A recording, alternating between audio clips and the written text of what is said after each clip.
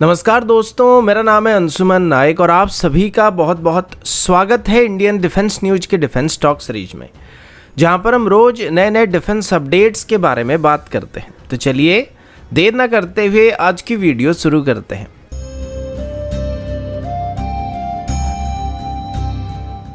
आज की पहली अपडेट एरो इंजन की तरफ से। जब एक तरफ एचएएल की तरफ से स्टेटमेंट दिया जा रहा है कि एडीए की तरफ से भी तेजस MK2 की डिज़ाइन को फाइनल किया जा चुका है और अभी इसकी प्रोटोटाइप्स को बनाना शुरू किया जा चुका है, तो दूसरी तरफ इसमें इस्तेमाल होने वाले इंजन को लेकर भी एक बहुत ही बड़ी अपडेट सामने आई है। अभी तक तेजस MK2 में इस्तेमाल होने वाली इंजन की बात करें तो वो जनरल इलेक्ट्रिक की 414 INS6 इंजन होने वाला है और इसको अभी TOD के साथ लोकली मैन्युफैक्चर करने का प्लान किया जा रहा है। लेकिन रिसेंटली इसमें कुछ दिक्कतें आने की बात की गई थी, क्योंकि यूनाइटेड स्टेट की गवर्नमेंट की तरफ से भारत को इन इंजन्स की टेक्नोलॉजी को शेयर करने से पहले भारत से कुछ स्पेसिफिक कमिटमेंट को दावा किया जा रहा था कि भारत को इस इंजन की टेक्नोलॉजी को पूरी तरीके से सेफ रखना पड़ेगा, जिस वजह से इस डील को आगे बढ़ाने में थोड़ी दिक्कत आ रही थी। लेकिन अभी एचएएल की तरफ से दिए गए एक स्टेटमेंट में बताया जा रहा है कि अभी फाइनली एचएएल की इंजन डिवीजन को जनरल इलेक्ट्रिक की 414 सीरीज के इंजन को लोकली मैन्युफैक्चर करने का कॉन्ट्रैक्ट मिलने वाला है, यानी कि पहले से जो डील पेंडिंग पड़ा हुआ था उसे भी क्लियर कर दिया जाएगा। हालांकि अभी तक यूनाइटेड स्टेट की गवर्नमेंट की तरफ से इस पर कोई ऑफिशियल स्टेटमेंट को इशू नहीं किया गया, लेकिन उम्मीद किया जा रहा है कि अभी इसमें कोई बहुत बड़ी बाधा आने वाला नहीं है। अभी इनिशियली भारत की तरफ से ऐसे 99 इंजन्स के लिए ऑर्डर को प्लेस किया जाएगा, लेकिन फ्यूचर में भारत की तरफ से ऐसे 300 से भी ज़्यादा इंजन को खरीदा जा सकता है, जिस वजह से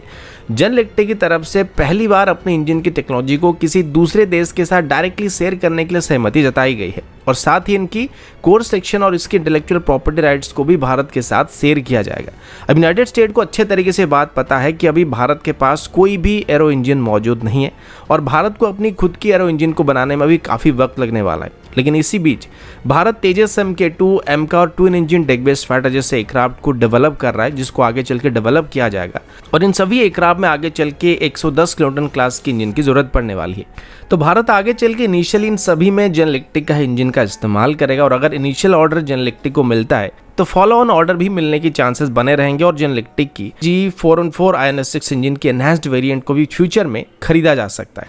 जिसे अभी जनरल इलेक्ट्रिक की तरफ से एक्टिवली भारत को ऑफर किया जा रहा है। जनरल इलेक्ट्रिक की स्टेटमेंट के मुताबिक करंट 414 सीरीज के इंजन के साथ इनका डायमेंशन एकदम सेम होने वाला है, जिस वजह से फ्यूचर में अगर भारत इस नए इंजन को अपने पुराने इंजन से रिप्लेस करना चाहता है तो किसी भी एयरक्राफ्ट के इंजन में कोई भी एक्स्ट्रा मॉडिफिकेशन करने की जरूरत नहीं पड़ेगी और साथ ही इंजन थोड़ा बेहतर फ्यूल एफिशिएंसी को प्रोवाइड करने वाला है और इसका कोर सेक्शन भी यहाँ पे मॉडिफाई किया गया, जो कि इसको फ्यूचर में करीब 130 किलोटन तक की थ्रस्ट को प्रोड्यूस करने के लिए कैपेबिलिटी दे सकता है। तो इसी वजह से अभी ये भारत की वर्तमान और फ्यूचर दोनों की रिक्वायरमेंट को फुलफिल कर सकता है। तो यूएस को ये बात लगता है कि अगर एक बार भारत के साथ वो जनरल इलेक्ट्रिक की 414 की वर्तमान की जो इंजन है इसकी डील को कर लेते हैं तो फ्यूचर में भी सेम इंजन की एनहांस्ड वेरिएंट के ऑर्डर उनको आसानी से मिल जाएंगे और इसकी एनहांस्ड वेरिएंट को भी आगे चल के भारत जरूर खरीद सकता है, जिस वजह से लॉन्ग टर्म बेसिस पर यहाँ पे यूनाइटेड स्टेट को काफी फायदा हो सकता है। अगला अपडेट अर्जेंटीना की फाइटर जेट की टेंडर को लेके। लगभग पिछले 1 साल से 2 साल से अर्जेंटीना की तरफ से फ्लोट किए गए टेंडर को लेके काफी सारा चर्चा चल रहा था कि इसमें कौन सी फाइटर जेट को सिलेक्ट किया जाएगा। इसमें सबसे पहले तो डेनिस एयरफोर्स की F-16 को सिलेक्ट करने के चांसेस काफी ज्यादा बताया जा रहा था, क्योंकि JF-17 और तेजस दोनों में यूके बेस्ड सिस्टम मौजूद था। अब हालांकि इसमें भारत की तरफ से अर्जेंटीना को तेजस में मौजूद सभी यूके बेस्ड सिस्टम को रशियन सिस्टम से या अपनी इंडिजिनस सिस्टम से रिप्लेस करके देने का वादा किया गया था, लेकिन शायद अर्जेंटीना को ये बात इतना प्रॉमिसिंग नहीं लगा था, क्योंकि अभी भी तेजस में जो यूके बेस्ड सिस्टम मौजूद है इनको रिप्लेस करने के लिए भारत के पास कोई भी इंडिजिनस सोल्यूशन नहीं है, जिसमें इजेक्शन सीट और रिफिलिंग प्रॉब आता है। बाकी रडार कोन की बात करें तो उसको हम लोग चाहे तो बना सकते हैं, लेकिन दूसरी तरफ चाइना की तरफ से JF-17 में मौजूद सभी यूके बेस्ड सिस्टम को चाइनीज सिस्टम से रिप्लेस करके उनको देने का ऑफर दिया जा रहा है। साथ ही चाइना यहाँ पर अर्जेंटीना को JF-17 को लोकली मैन्युफैक्चर करने का ऑप्शन भी दे रहा है।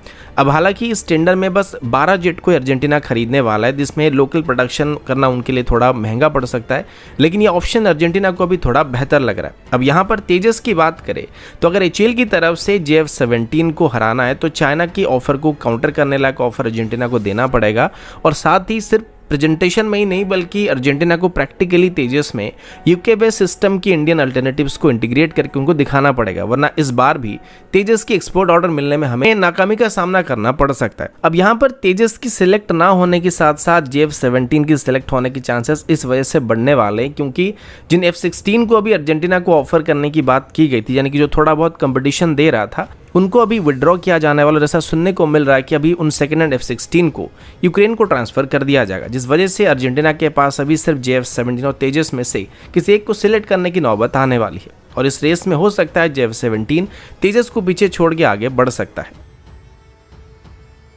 अगला अपडेट आर्टिलरी सेल्स को लेके। जब से आर्टिलरी का डेवलपमेंट शुरू हुआ है तब से लेके आज तक हमेशा इनको ज़्यादा से ज़्यादा दूरी तक स्ट्राइक करने के लिए बनाने की कोशिश किया जाता है। अभी के लिए जो कन्वेंशनल आर्टिलरी सेल्स है वो 40 किलोमीटर से लेके 50 किलोमीटर तक स्ट्राइक कर सकते हैं। अब पहले जो आर्टिलरी सेल्स हुआ करते थे उनको किसी पर्टिकुलर लोकेशन पर स्ट्राइक करने के लिए फायर नहीं किया जाता था और एक अंदाजे से इनको एक बल्क में फायर किया जाता था, जहां पर एक बड़े एरिया के ऊपर अंधाधुंध सेलिंग गिराते रहते थे। लेकिन अभी धीरे धीरे आर्टिलरी सेल्स को भी प्रिसिजन के साथ स्ट्राइक करने की कोशिश किया जा रहा है और मिनिमम सेल से मैक्सिमम डैमेज को पहुंचाने की कोशिश किया जा रहा है, जिस वजह से अभी गाइडेड आर्टिलरी को डेवलप किया जाने लगा है। अभी इस सेगमेंट में भारत की तरफ से यूनाइटेड स्टेट्स से एक्सकैलिबर एमुनिशंस को भी ऑर्डर किया गया है, लेकिन इनके पास अभी ऐसी रेंज नहीं है जो कि चाइनीज आर्टिलरी पावर को मैच कर पाएगा। इसी वजह से अभी यूनाइटेड स्टेट और भारत की तरफ से जॉइंटली एडवांस आर्टिलरी एमुनिशन को डेवलप करने की कोशिश किया जाने वाला है। अब इसको लेकर डिटेल तो पब्लिक नहीं किया जा रहा है, लेकिन इतना पता चला है कि अभी यूनाइटेड स्टेट और भारत दो तरीके के आर्टिलरी सेल्स को डेवलप करने वाले हैं,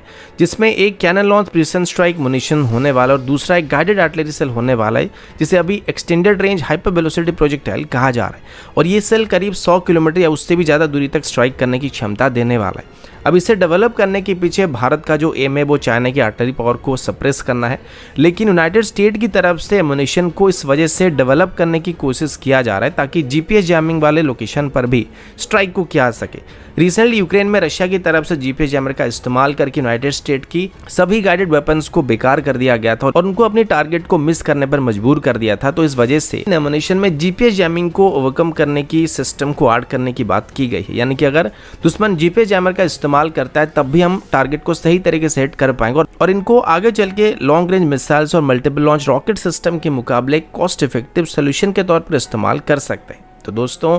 अभी के लिए इतना ही, मिलता हूं आपसे अगले वीडियो में, तब तक के लिए जय हिंद, वंदे मातरम।